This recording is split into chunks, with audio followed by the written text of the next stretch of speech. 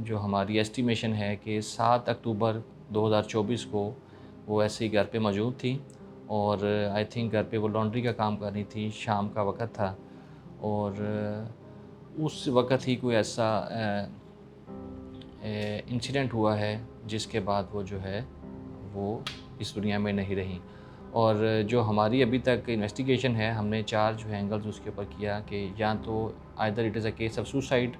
और is it a case of murder, premeditated murder,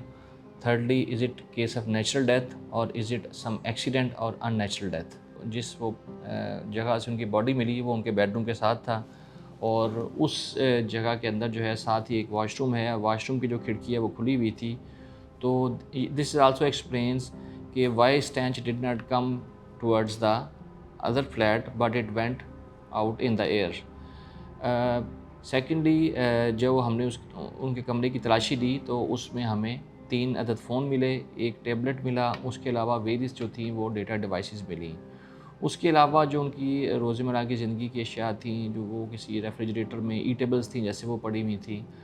तो उसको भी हमने जब एस्टिमेट करना शुरू किया तो उनकी जो एक्सपायरी थी वो भी 1-2 हफ़्ते के अंदर की थी, विदिन अक्टूबर डेट थी। तो हमारी जो हमारा सेफ़ एक एस्टिमेशन है वो यही है कि इनकी जो वफ़ात है वो 7 अक्टूबर को इवनिंग में हुई और उसके बाद इनका जो फ़ोन है वो भी अगले 3 दिन तक ऑन रहा और उसमें कुछ लोगों ने इनको कॉल भी की हैं, जैसे कि इनका जो स्ट्रीट का चौकीदार है, रफ़ाकत उसका नाम है, उसने भी इनको कॉल की है मगर कोई रिस्पॉन्ड नहीं मिला। अब ये मैं समझता हूँ कि ट्रबलिंग साइंस भी हैं इसमें इनकी so called disappearance from the main stream. उसमें डिफरेंट फैक्टर्स हैं, उसमें उनके सोशल सर्कल की बात कर सकते हैं, उसके अलावा उनकी फैमिली फ्रेंड्स की बात की जा सकती है, उसके अलावा जो बिल्डिंग है जहाँ पर वो रहती थी, जहाँ पर वो मेंटेनेंस अपनी का बिल देती थी या फिर वो जिसको रेंट पे घर लिया हुआ था, वो तमाम लोग जो हैं उसमें फैक्टर इन आते हैं और उनकी ज़िम्मेदारी बनती थी कि अगर उनका कोई जो टेनेंट है या फिर उनका जो नेबर है अगर वो कॉन्टैक्ट में नहीं आ रहा तो उसके बारे में किसी किस्म की कोई भी अलर्ट जनरेट किया जाए या ऐसा कोई कंसर्न शो किया जाए। अनफॉर्चुनेटली ऐसा कुछ भी नहीं हुआ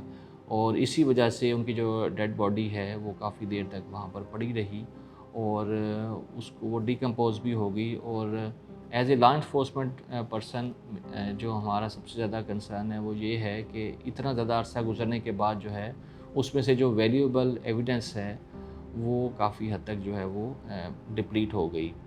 तो मगर फिर भी हम होपलेस नहीं हैं। हमने और जो हमारे मेडिकल फोरेंसिक्स के लोग हैं उन्होंने मिलके वहाँ से वैल्यूएबल इंफॉर्मेशन जो है वो गैदर की है